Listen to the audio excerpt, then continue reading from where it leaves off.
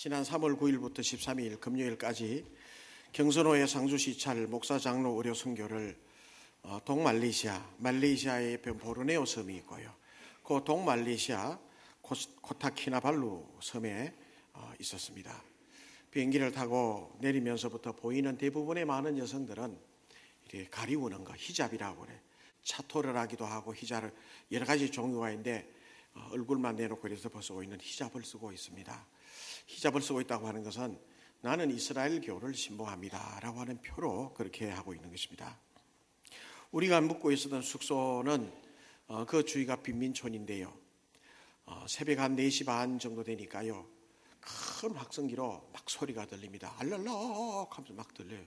그러다가 한 30분 후에 한 5시쯤 되니까 또 막 알랄랄랄락 하는데요. 뭔 소리인지 모르겠는데, 근데 그 사람들은 그게 이제 알라는 신이고 뭐 어떻고 뭐 이래 하는데, 창문 곁으로 이렇게 쭉 보니까 빈민촌에 집집마다 불이 켜져 있었어요. 아마 함께 그 기도에 동참하는 것 같아요. 그런 모습을 보면서 많은 생각들을 하게 됩니다. 이 이슬람교 안에는 무슨파 있다 그러죠. 순니파와 시아파가 있는데, 어느 파는 온건파고 어느 파는 과격파다. 그런데요, 깊숙이 들어가면 다 똑같아요. 다 그 율법을 지키려고 있어요. 과격한 율법을 지키고 있단 말이죠. 제가 1992년도에 아시아연합신학대학교 대학원에 다니면서 마지막 학기를 이제 우리 대학원 학생들과 대학사 학부 학생들 도합해서 한 45명 정도 말레이시아 쿠알라룸푸르에 갔던 적이 있습니다. 이미 그때 그 말레이시아 수상 이름이 마티르 수상, 굉장히 뛰어난 지도자죠. 이는 이슬람교 숭배자였고, 그 다음에 아마 그로 말미암아 더 많은 사람들이 이 이슬람교로 넘어오게 되는 계기가 되지 않았는가 생각을 합니다. 이슬람 전체에는요, 이 말레이 종족이 있어요. 말레이 종족이 60% 내지 65% 되고, 중국계가 한 25% 되고, 나머지는 원주민들입니다. 원래 원주민들이 살고 있었는데 이 말레이 종족들이 인도 쪽에서 들어오면서 원주민들을 쫓아버렸어요. 그래서 이 원주민들은 숲속이나 해안가로 쫓겨나서 살면서 이제는 포호 가운데 살고 있고, 전체적으로 말레이 종족 60% 내지 65%는 법적으로 태어나면서부터 이슬람 교도가 되는 겁니다. 나머지 종족들은 나름대로의 그 종교의 자유를 보장하긴 하지만, 그러나 국법으로 금지되어 있습니다. 다 국법으로는 국교가 이슬람교다라고 말이죠. 이튿날 의료 선교를 하기 위해서 가나안 농군학교를 가게 되는데, 이 선교사님이 젊을 때 38살에 들어갔다 그러더라고요. 그런데 선교사로 가지 않으면 안 될 만큼의 질병이 있게 되고 암수술을 했대요. 암수술을 하고 자동차 사고 나서 죽을 뻔을 하고, 그래서 여러 가지 많은 과정 속에서 거기에서 하나님의 메시지, 하나님의 음성을 듣게 되고, 그래서 무작정 갖는 곳이 동말레이시아 코타키나발루 섬으로 가게 되었답니다. 가서 이들에게 할 수 있는 것이 뭔가, 이 이슬람 국교인 이 나라에서. 그래서 가나안 농군학교를 세우자. 그래서 이 농사 짓는 사람들을 가만히 보니까 농사 짓는 기술이 빈변찮아. 그래서 보니까 돈 많고 잘 사는 사람들은 이렇게 잘 살지만은, 대부분의 특별히 이 원주민으로 있다가 몰려서 온 사람들이 이 동말레이시아 쪽으로 원주민들이 많이 있는데, 이 사람들은 정신적으로도 피폐되어져 있고 뿐만 아니라 수준도 낮고 농사 기술도 없는데, 그래서 여기서 해야 될 것이 뭔가, 그래서 농군학교를 세웠답니다. 거기에 가니까 새마을 정신을 써붙여놓고 우리나라가 잘 살게 된 새마을 운동을 거기서 하고 있습니다. 하고 있는데 대지가요 약 20만 평이 되더라고요.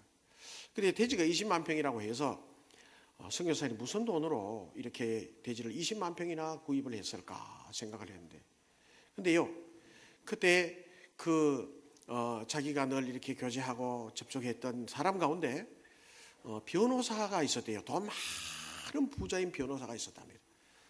그래서 어떻게 우연히 이렇게 연결을 되고 해서 그분이 기증을 했대요. 20만 평을. 그것도 숙소에서 약 한 3시간 들어가야 돼. 3시간. 코타키나발루 이 도심에서 3시간 동안이나 산으로 들러 구불구불 가니까 거기에 이 가나안 농군학교를 만들어 놓고 거기에 있더라고요. 그래 이 선교사님이 자기는 암 수술을 하지 않았다면, 그렇게 큰 사고를 당하지 않았다면 자기는 아직까지도 한국에서 평범한 목회를 했을 것 아닌가. 그런데 순종해서 이곳에 와보니 하나님께서 하시려고 하시는 그 일을 그냥 순종하고, 정말 힘들지 않겠어요? 이렇게 가보니까 선교사님들이라고 하는 건요, 거기에 가서 사는 것만 해도 힘들어요. 다른 나라 문화가 다르고 종교가 다른 나라에 가서 사는 것만 해도 저는 참 그래도 대단한 분들이다. 아무것도 하지 않더라도 참 대단한 분들이다는 생각을 하고 있는데, 거기에 가서 많은 고생을 하고 정말 고생을 많이 했대요. 그럴 때마다 하나님 앞에 순종했더니 순종의 자리에 있을 때마다 불가능을 가능케 하신 하나님의 역사를 체험하게 해주시더라는 거라. 할렐루야. 그거예요, 그거. 그래서 어디서든지 불가능을 가능케 하신 하나님을 바라보게 됐다. 20만 병을 기증받게 됐는데 기증을 약속해놓고 죽어버렸어요, 그분이. 하하, 이거 물 걷는갑다 싶은데 그 부인이 남편의 얘기를 듣고 기억해 두어서 부인이 그 돈을 주어서 20만 병을 기증을 받게 되었다고 그래요. 거기서 나오는 농산물과 이런 모든 것들을 거기에 원주민들, 말레이족 말고 원주민들 중에는 예수를 믿는 사람들도 꽤 있어요. 원주민 목사도 있어요. 그래서 수많은 그 소수 종족들에게 복음을 전하고 교회를 한 30개 지었다 그러더라고요. 그게 이렇게 복음을 전하고 하는데 거기에 원주민들 지도자들, 목사님들이나 이런 분들 생활이 안 되니까 헌금할 돈이 없잖아요, 그분들이. 그러니 여기서 나온 농산물을 팔아서 생활비를 대준단 말이에요. 이렇게 가나안 농군학교를 세우고 정신개조를 하고, 그래 이 말레이시아 사람들이요 얼마나 정신적으로 이렇게 낙후된가 하면 팜 있죠. 팜유, 식물성 팜유라고 그러잖아요.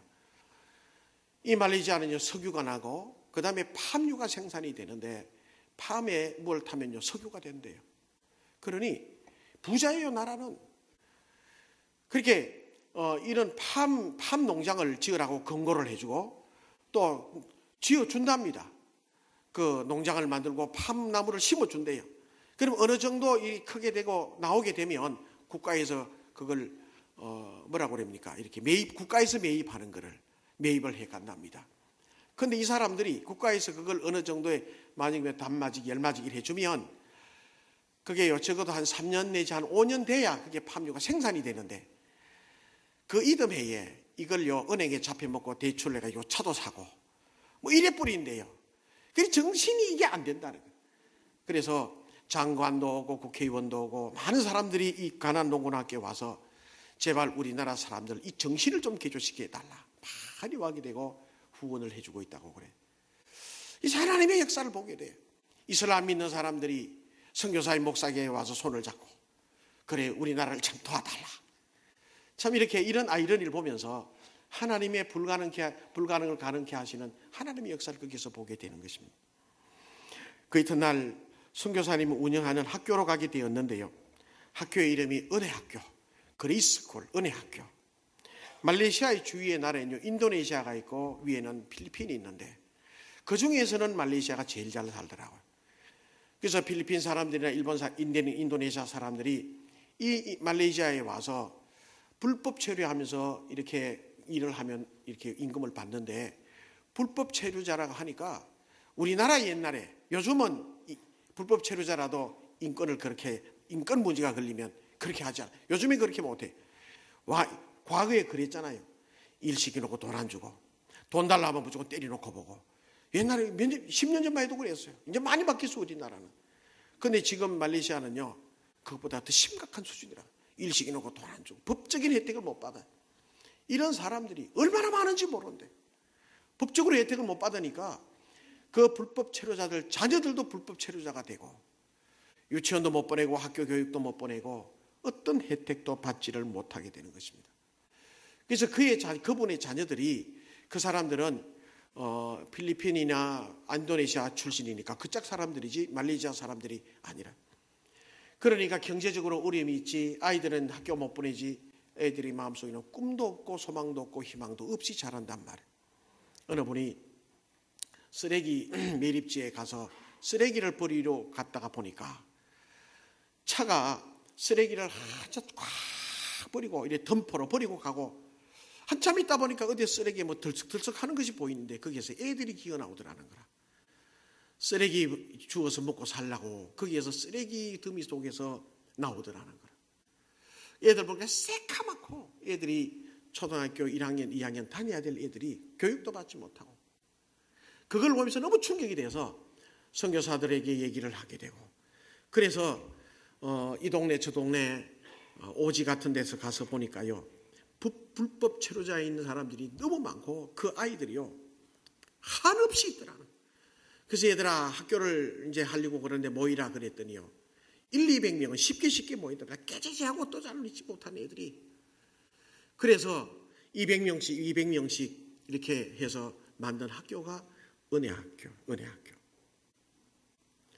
선교사님 내외가 먼저 이 아이들을 가르치면서 공부를 시키는데요, 그림을 그려보라고 종이와 크레용을 줬더니 그림 그리는 게 뭔 그리는가 하면 경찰관이 띄워오는 거, 그리고 웬 남자가 도망가는 그림을 그리더라. 시커먼 검정색 이 크레용으로. 이게 뭔 그림이냐 물었더니 이는 경찰관이고요, 이는 우리 아빠인데 경찰관이 호랑이 불면서 삑삑 오니까 아빠가 도망가는 그림이에요. 심각하잖아요. 애들이 그런 거 보고 밖에 자라지 않았으니까.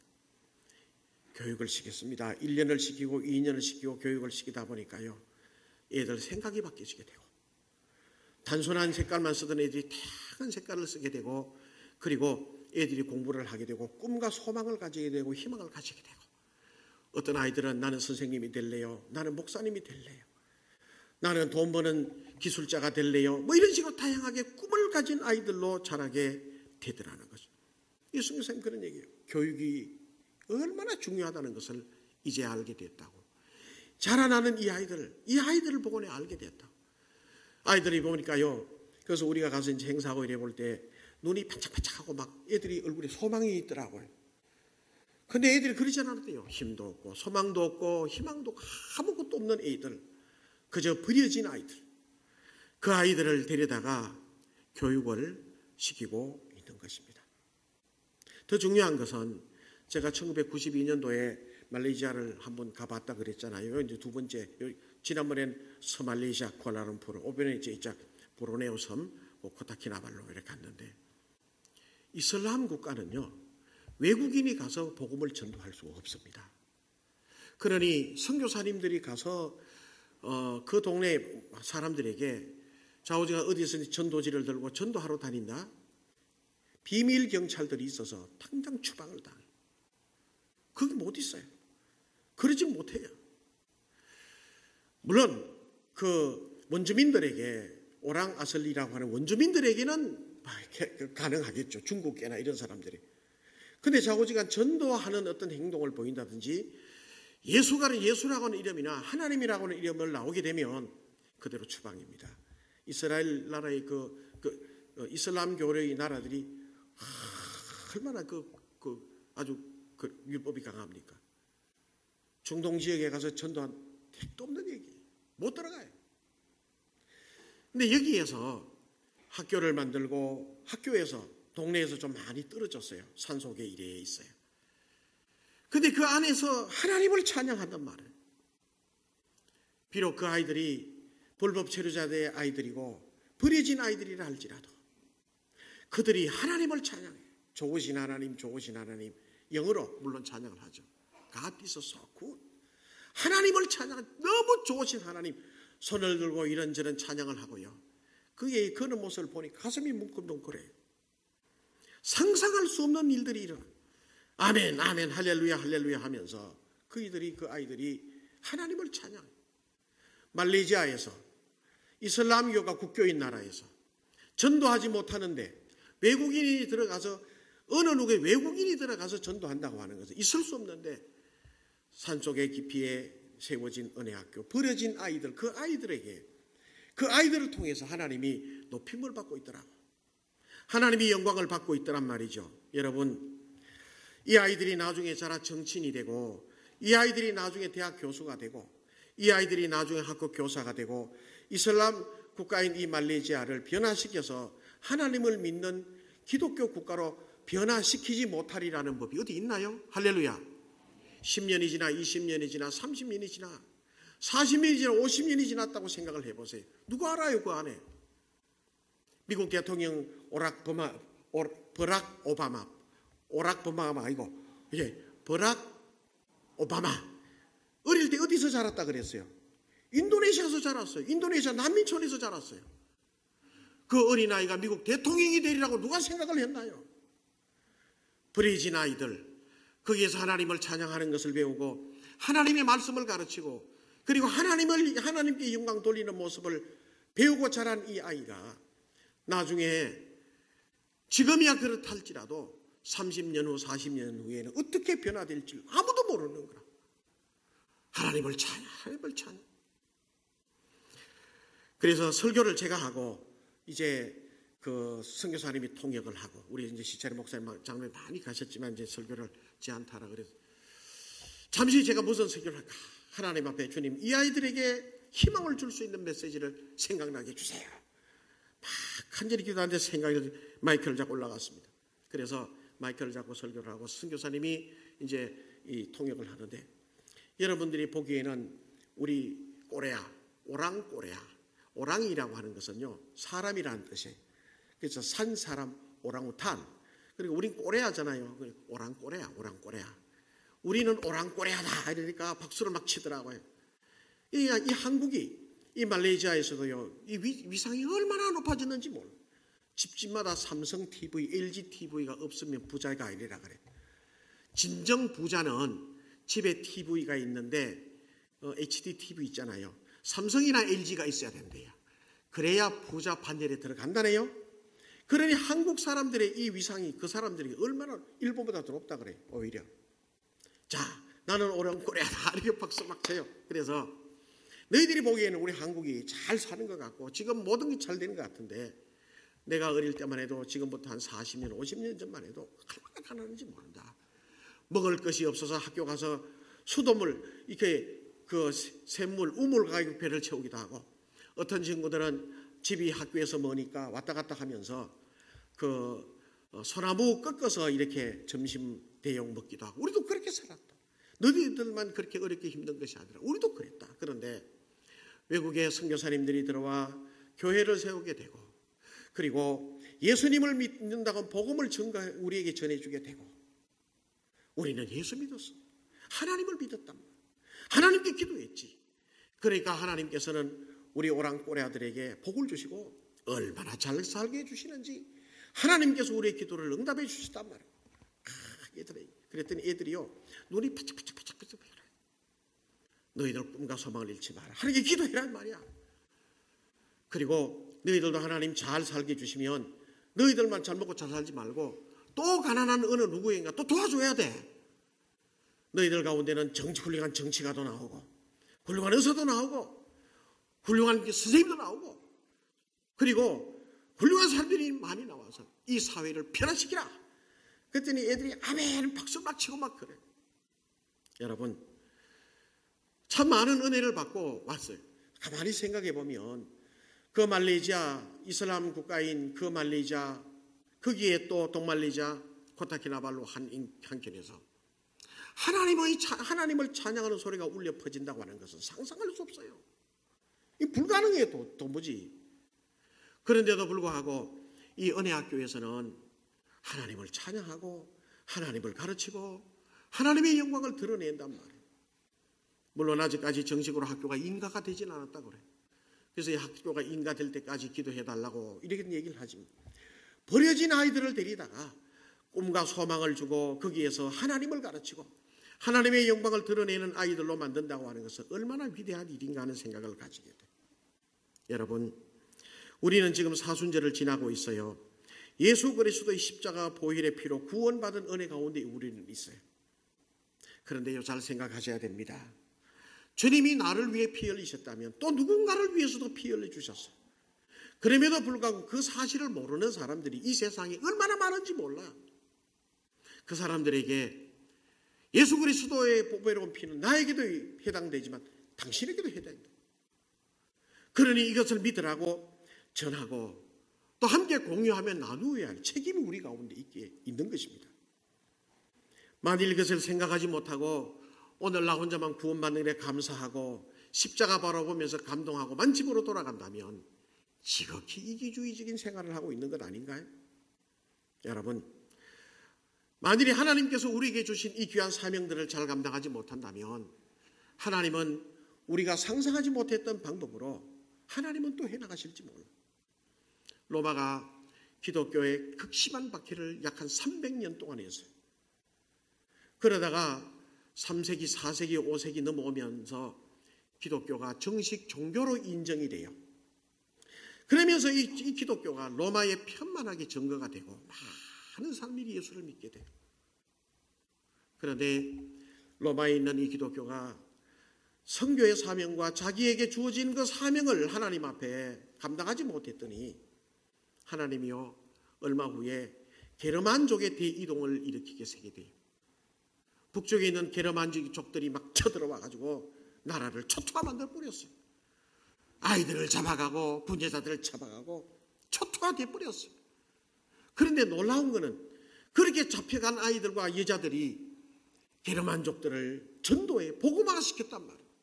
그래서 가만히 보면 미리미리 그런 사명을 잘 감당할 때 하나님께서 얼마나 기뻐하실까. 안 하면 강제라도 그런 일들이라도 일어나게 해서 하나님의 구원 역사를 일으키신다고 하는 것을 알게 돼요. 할렐루야. 사순절을 지나면서 우리 한번 깊이 한번 생각해 보아야 됩니다. 우리는 무엇을 하며 살아야 되는가? 십자가 생각하며 이 십자가의 은혜를 내가 어떻게 누리면서 살아가야 할 것인가를 생각해 볼 수가 있어요. 1517년에 말틴 루터가 종교개혁을 일으켰어요. 사실은 그 전이나 그 후까지도 이 선교라고 하고 전도라고 하는 것을 생각하지 못했어요. 그런데 1517년에 말틴 루터가 종교개혁을 일으키고 난 다음에 얼마 후에 프랜시스 사비르라고 하는 사람이요. 이게 로마 카톨릭, 로마 천주교회 프랜시스 사비르라고 하는 사람이 예수회라고 하는 이 조직을 결성을 하게 돼요. 지금도 천주교 안에는 예수회라고 제스윗파라고 하는 파가 있어요. 정의구현 사제단 이런 것처럼 그 안에 신부들끼리 그런 모임을 해서 예수회라고. 이게 신교, 구교 최초의 선교. 이 사람들이 일본으로 넘어갔잖아요. 일본에 가서 선교했어요. 그래서 엔도 슈사쿠가 쓴 침묵이라고 하는 책에 보면 로드리고라고 하는 신부가 나와요. 예수의 신부. 우리나라도 들어왔잖아요. 이게 최초의 선교 역사. 반면에 우리 개신교회는요 1790년도에 최초의 선교를 하게 돼요. 1790년도. 윌리엄 캐리라고 하는 영국 사람이 인도에 가서 복음을 전하자고 그래요. 이때가 1790년입니다. 1790년. 인도에 가서 복음을 전하자. 배를 타고 가서 복음을 전해야 된다. 그랬더니 모든 사람들이 다 찬송하고 후원해 준 게 아니고 정말 반대를 많이 했어요. 선교하는데 왜 반대하겠어요? 그 중에 가장 반대를 긍휼하게 한 사람들이 누군가 하면 목사고 장로들이었어요. 조직적으로 반대했어요. 하나님을 믿는다면 하나님이 하시려면 그 사람들 하나님 예수 믿고 구원받게 하시고 꼭 당신을 위해서 당신 통해서 그래야 할 이유가 뭐냐? 너무너무 반대심이 했어요. 그런데 반대를 뿌리치고 인도로 가요. 그래서 배가 닿는 곳마다 복음을 전해. 예수 이름을 전해. 십자가의 은혜를 전해요. 10년 후에 1800년에 1790년에 시작이 되었으니 1800년에 최초로 세례받는 사람이 몇 사람이 생기게 돼요. 그래서 배를 타고 가는 곳마다 배가 닿는 곳마다 교회가 생기게 되고 예수 믿는 사람들이 생기게 돼요. 그래서 배를 타고 해안선을 따라서 선교를 했다 해서 1790년 해안선 선교 시대라 이런 얘기를 합니다. 이때로부터 약 70년 후에 70년 후 1860년에 피터 스코지라는 사람이 일어납니다. 70년 후에. 왜 해안선 배를만 타고 가서 선교를 해야 되느냐? 내륙으로 들어가자. 이때 유명한 선교사는 허드슨 테일러라고 하는 사람이요, 이 피터 스콧이라는 사람과 함께 중국 내지 선교회를 만들게 돼요. 내지 선교, 땅 안으로 들어가서, 그래서 중국 깊숙이 들어갔어. 서양 사람들이지만은 눈도 파랗고 머리도 노란 사람들이요, 중국 사람들처럼 머리도 깎고 머리도 닦기도 하고 그렇게 살았어. 그 사람들이 중국 내지 선교회 일파들이 한국의 복음을 전해주게. 그래서 우리나라의 복음이 증거되려고 오늘 이 시기에 우리가 예수를 믿게 됐단 말이에요. 놀라운 일들을 많이 했어요. 그로부터 70년 후에 1930년쯤에 카메론 타운젠트라는 사람이요, 젊은 청년이 성경책을 판매했어요. 스페인어로 된 성경을 판매하는데 인디언 하나가 와서 묻습니다. 당신이 말하는 그 하나님이 전지전능하신 하나님이라면 왜 우리한테는 말하지 않아요? 하고 갔어요. 이것이 이 카메론 타운젠트라고 하는 이 청년에게 충격이 됐어요. 그래서 이 청년이 인디안 촌으로 들어가게 돼요. 인디안 촌으로. 그래서 가보니까 말은 있는데 글이 없어요. 이 땅에, 이 지구상에는요, 말은 있지만 글이 없는 민족들이 얼마나 많은지 몰라요. 말레이시아도 말은 있지만 글이 없었는데 알파벳을 갖다 붙여서 글을 만들어줬고, 베트남도 마찬가지입니다. 베트남도 말은 있지만 글이 없는데요, 프랑스 사람들이 글을 만들어줬잖아요. 알파벳을 가지고 만들어줬어요. 이 청년이 인디안에 들어가, 촌에 들어가 글을 만들어줬어요. 성경을 번역을 했어요. 글을 가르쳤어요. 이렇게 성경 번역위원회가 만들게 되고요, 이때부터 미전도 종족이라고 하는, 전도 선교라고 하는 전 세계 확산돼 나가기 시작을 했어요. 그래서 해안선 시대를 거쳐서 내지 선교회를 거쳐서 미전도 종족 시대를 거쳐 나가게 되고 2000년도까지 오게 돼요. 2000년도 20세기 후반이나 21세기 들어오면서 어떤 현상이 일어나는가 하면, 정치적인 이유로, 경제적인 이유로 목사나 선교사들 비자 발급을 거부하게 돼요. 그래서 이 전 세계는 선교의 문이 닫혀버려요. 선교의 문이 닫히는데 사람들은 정치적인 이유로 중국에서 많은 선교사 추방을 당하고, 베트남에서도요, 어떤 선교사가 땅과 집을, 건물을 사서 여러 가지 사익을 하다가 어느 날 갑자기 소유권을 뺏어가 버리는 거예요. 그래서 몸만 겨우 도망 나온 사람도 있고, 이 선교의 문이 막혀요. 그런데 하나님께서는 그때 선교의 창문을 열게 돼요. 그래서 지금은 위도 10도에서 40도 사이를요, 위도 10도에서 40도 창문지역이라, 하나님께서 이 지역에 창문을 열어주셔서 창문지역을 선교할 수 있도록, 이 10도에서 40도 사이는 이슬람 국가들이 대부분 거기에 있어요. 공산주의 국가도 있어요. 우리나라로도 물론 포함되지만은 창문 시대를 일어났어요. 창문 선교 시대에는 특징이 뭐냐 하면, 목사나 선교사가 가지고 선교하는 시대가 아니라 평신도들, 장로님이나 권사님이나 집사님이나 성직자가 아닌 평신도들이 가서 복음을 전하는 시대가 됐단 말이에요. 가보니까 이 가난 농군학교에요, 경북대학교 공과대학교 교수님 하다가 은퇴하신 장로님 내외가 거기에 와서 그 말레이시아 쿠알라룸푸르 대학에 강의도 하고, 이 가난 농군학교에 와서 강의도 하고 섬기고 있어요. 그 사모님은 주방의 굳은 일을 다 하더라.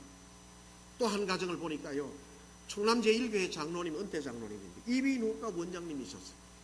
현직에서 은퇴하고 난 다음 거기 들어와 그 코타키나 발루 거기에서요 복음을 전하면서 선교해요. 무료 선교를 하고 있더라. 그러면서 이 가난농군학교와 은혜학교를 뒤에서 서포트하면서 돕고, 어떤 안수 집사님 가정인데 젊어요. 여기서 직장생활 하다가 다 그만두고 들어갔어요. 그래서 그 은혜학교를, 그리고 이 가난농군학교 전적으로 돕고, 많은 대학생들도 와서 1년 혹은 2년 3년 이렇게 하면서 단기 선교하면서 하다가 가고. 목사나 이 선교사의 이 직함으로는 이 비자를 내주질 않아요 이제는. 그런데 농사 짓는 사람, 그 다음에 또 음악 가르치는 사람, 뭐 달란트가 있는 사람들이라면 얼마든지 환영. 가난농군학교에서도 그렇게 하더라고요. 돌아가시면 농사 기술이 있는 사람 한 분만 좀 보내달라고. 쌀 농사 잘 짓고. 그 사람들은 그런 기술이 없다고 그래요. 고추 농사 짓고, 깨 농사 짓고, 그 다음에 깻잎, 뭐 이런 거 농사 잘 짓는 분이 있으면 와서 1년만 좀 이게 농사 기술만 가르쳐 갔으면 좋겠는데 좀 보내다. 혹시 여러분 농사 짓는 분 1년 동안 가실 만한 분 계신지 모르겠어요.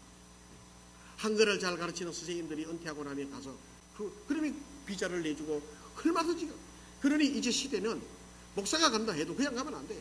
컴퓨터 기술을 잘 배운다든지 자동차 고치는 기술을 배운다든지. 좌우지간 여러분 조금 일찍 은퇴하시면 세상에 나가서 할 일들이 너무 많아요. 예수 그리스도의 이름을 전가할 일들이 너무 많다는 거죠. 할렐루야. 자, 그렇다면 여러분 우리는 어떻게 될 것인가? 자, 우리 모두 외국으로 나가십시다. 이렇게 해야 되는가? 그게 아니에요. 그런 건 아니지만은 지금 우리가 살고 있는 이 삶의 현장에서 내 도움이 필요한 사람이, 내가 도움이 필요한 일들이 무엇인가를 한번 살펴보십시오. 모든 하나님의 역사는 거기서부터 시작됐기 때문에 하나님 앞에 믿음으로 반응하는 것입니다. 여러분 오늘 이 말씀을 들으면서 하나님이 여러분들에게 각자 개인에게 주시는 메시지와 감동들이 있을 거예요. 그거 놓치지 마시고 순종하시길 바랍니다. 그 은혜학교에는 그 선교사님 그러더라고요. 자기는 한국교회 와서 이렇게 모금 활동 해보지는 않았다고. 난 그렇게 보단 하나님께 매달리기로 했다. 참 바람직하더라. 월드비전이나 기아대책 이런 데를 통해서 도움을 받고 하는데 한 학생 한 달 애들이 아침을 못 먹고 오기 때문에 아침 겸 점심을 먹이는데요.